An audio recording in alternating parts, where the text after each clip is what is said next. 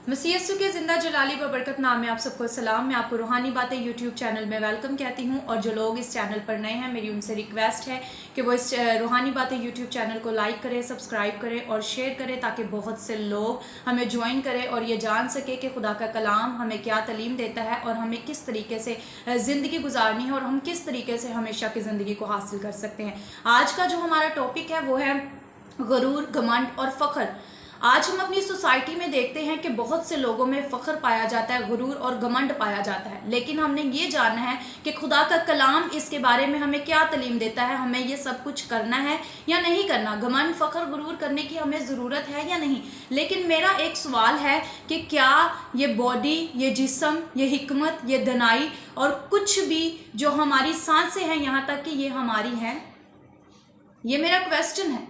मैं आपको बताना चाहती हूँ कि यहाँ तक कि हमारी सांसें भी हमारी नहीं हैं, तो हम फ़ख्र किस चीज़ का करते हैं? हिकमत, दनाई, हर चीज़ हमें खुदा की तरफ से मिलती है। जब तक खुदा किसी पर रहम ना करे, खुदा किसी पर रहमत ना करे, अपना फजल ना करे, तो कोई भी कुछ हासिल नहीं कर सकता और कोई भी कुछ नहीं बन सकता। हम अपनी सोसाइटी में आजकल देखते हैं कि अगर कोई हायर स्टडी कर ले या कोई अच्छा बिजनेसमैन बन जाए या किसी पोस्ट पर हायर हो जाए, लाइक दैट, कि वो पुलिस वाला बन जाए, डॉक्टर बन जाए, इंजीनियर बन जाए, या उनके पास अच्छा घर, बंगला, गाड़ी आ जाए, तो वो गुरूर और फ़ख्र करना शुरू कर देते हैं। वो ये समझते हैं हमारे लेवल पर कोई है ही नहीं। वो अपने रिश्तेदारों को हकीर जानना, अपने दोस्तों को हकीर जानना शुरू कर देते हैं। लेकिन मैं आपको बताना चाहती हूँ कि ये सब कुछ करके आप अपनी बरकत को, आप अपने रिश्ते को खुदा के साथ ख़राब करते हैं, क्योंकि खुदा इन सब चीज़ों को पसंद नहीं करता। आज हम फ़ख्र, घमंड और गुरूर के बारे में से खुदा के कलाम में से जानेंगे कि खुदा का कलाम हमें इसके बारे में क्या तालीम देता है। कलाम मुक़द्दस में अगर हम पहला पतरस उसका 5 बाब हम देखें तो उसमें लिखा हुआ है, उसका 5 बाब और उसकी 5 आयत में लिखा है, इसलिए कि खुदा मगरूरों का मुकाबला करता है मगर फरोतनों को तौफीक बख्शता है। खुदा के जिंदा पाक कलाम के पढ़े और सुने जाने पर खुदा की खास बरकत हो। खुदा का कलाम क्या फरमाता है कि खुदा मगरूरों का मुकाबला करता है। जो घमंड, जो फ़ख्र, जो गुरूर करते हैं, उनके लिए आज का ये पैगाम है कि खुदा उनका मुकाबला करता है। खुदा गुरूर करने वालों को पसंद नहीं करता। अगर आज आपके पास कुछ भी है तो उस पर फ़ख्र, उस पर घमंड ना करें, क्योंकि वो आपका नहीं बल्कि वो खुदा ने आपको दिया है। ये खुदा का फजल, ये खुदा की रहमत है कि उसने आपको दूसरों से अलग बनाया, आपको कोई पोस्ट दी है, आपको कोई ओहदा मिला है, तो ये खुदा का फ़ख्र, ये खुदा का फजल है आप पर कि उसने आप पर ये रहमत को किया है। इसलिए खुद को सबसे ऊंचा ना समझे, इसलिए ये ना समझे कि मेरा लेवल सबसे बढ़ गया और बाकी जो नहीं स्टडी कर सके या जो इस पोस्ट पर नहीं है या वो गरीब हैं या वो किसी मुश्किल में है, तो वो मुझसे कम है, वो लो है, मेरा और उनका कोई मुकाबला नहीं है। तो ये आप कभी भी ना समझे, क्योंकि खुदा गुरूर करने वालों को पसंद नहीं करता, बल्कि खुदा किनको पसंद करता है? जो फरोतन है, जो फरोतनी के साथ रहते हैं। कलाम मुक़द्दस अगर पहला पतरस उसका 5 बाब हम पढ़े तो वहां पर खुदा का कलाम फरमाता है कि खुदावन के कभी हाथ के नीचे फरोतनी से रह तो वो तुझे ऐन वक्त पर सर बुलंद करेगा। इसका मतलब ये है कि जो आजिज बनकर रहते हैं, जो फरोतन बनकर रहते हैं, जो हलीम बनकर रहते हैं, जो गरीब बनकर रहते हैं, जो खुद को छोटा बनाकर रहते हैं, खुदा उनको सरफराज करता है, खुदा उनको सर बुलंद करता है। तो अगर आपको आज खुदा ने सर बुलंद किया है तो यकीनन आप पहले फरोतन होंगे, यकीनन आप खुदा के साथ चलने वाले होंगे।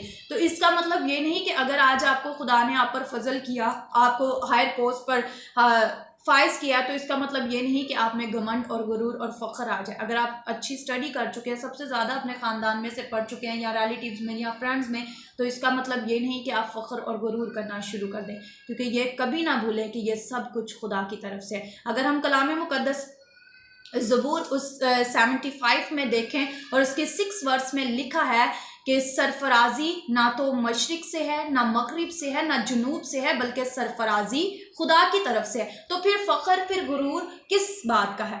और हिकमत और दनाई भी खुदा की तरफ से। अगर आज आप किसी पोस्ट पर हैं, अगर आज आप ज़िंदगी में कुछ बन गए हैं, तो ये कभी भी ना भूलें कि ये सब कुछ खुदा की बख्शिश है। ये सब कुछ हमें खुदा ने दिया। हमारी तो सांसें भी हमारी नहीं, ये ज़िंदगी भी हमारी नहीं, हम तो खाली मिट्टी के बर्तन हैं। हम में कुछ भी नहीं है। हम नहीं जानते कि अब हम जिंदा हैं और अगले पल में हमारे साथ क्या हो जाए, लेकिन ये सब कुछ खुदा ने हमें बख्शा है ताकि हम उसकी मुनादी कर सकें, ताकि हम उसकी हमदो सना कर सकें, ताकि हम उसकी सताइश कर सकें। ہم تو یہ بھی نہیں جانتے کہ ابھی ہم زندہ ہیں اور اگلے پل میں ہمارے ساتھ کیا ہو جائے، اس لیے فخر اور گھمنڈ غرور کس چیز کا ہے؟ کلام مقدس میں اگر ہم دیکھیں تو ایک چیز پر خدا بھی گھمنڈ، فخر اور غرور کرنے کے لیے کہتا ہے، لیکن وہ چیز کیا ہے؟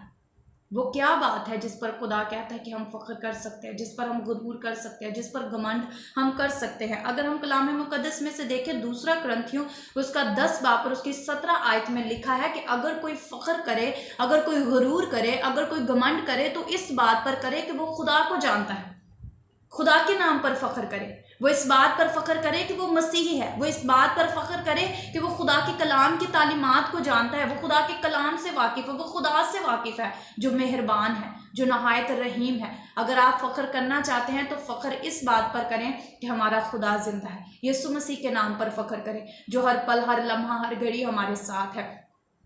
باقی دنیا کی چیزوں پر، تعلیمات پر، ایجوکیشن پر، بزنس پر، روپے پیسے پر، گاڑیوں پر فخر نہ کریں، کیونکہ یہ کچھ بھی ہمیں ہماری حکمت سے نہیں ملا، یہ کچھ بھی ہمیں ہماری محنت سے نہیں ملا، یہ سب کچھ خدا کی طرف سے، کیونکہ خدا جسے چاہتا ہے اسے سرفراز کرتا ہے اور خدا جسے چاہتا ہے اسے دیتا ہے۔ اگر آپ فخر کرنا چاہتے ہیں، اگر آپ غرور کرنا چاہتے ہیں تو اس بات پر کریں کہ ہمارا خدا زندہ ہے اور ہم سچائی سے واقف ہیں، ہم اپنے خدا کو جانتے ہیں۔ خداوند اس کلام کے وسیلہ سے آپ سب کو برکت دے اور اپنے جلال کے لیے کثرت سے استعمال کریں۔ آمین۔